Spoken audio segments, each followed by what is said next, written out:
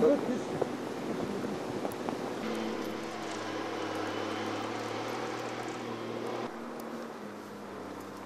kabuk böceği bu yaralı kısımlardan yukarı doğru giriyor Sayın Valim. Ağacı bitiriyor. Bu buna böcekle mücadele oluyor mu? Evet, bu buraya da veriyoruz ama şu anda zararlı böcek biraz daha ileride Sayın Valim. Ancak bazı yerlerde denge sağlandı. Yani zararlı ile faydalı böcek birbirini dengelediler. Burada henüz olmadı. Burada geliyor Sayın Valim. Yukarıdan aşağıya doğru hızlı bir şekilde. Bu sene 100 bin tane böcek verdik Sayın Valim. Gümüşhane ilini. Tabii burada şimdi herhangi bir ormancılık faaliyeti yapmıyoruz ama Sayın Valim bu kuruyan ağaçları, böcekten dolayı kuruyan ağaçları mecburen tabiat alanı da olsa kesip alıyoruz efendim. Alıp depoya getiriyoruz. Ormandan çıkarmak zorunda. Evet. Evet, böcekler diğer ağaçlar. Evet.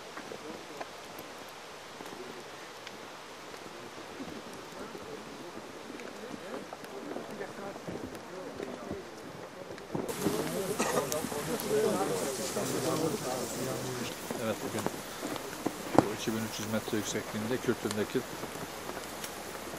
doğa harikası Örümcek Ormanları bölgesine bir incelemeye gittik. Bu 400 yıllık, 300 yıllık 60 metre, 50 metre yüksekliğindeki ağaçlar Allah'ın bize bir emaneti. Bunları korumamız lazım.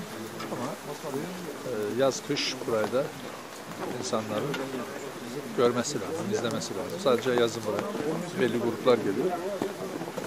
Biz istiyoruz ki burasının kışında insanların ziyaretini açalım. Ama tabii öncelikle ilgili bilimsel olarak gerekli koruma tedbirlerini almak suretiyle.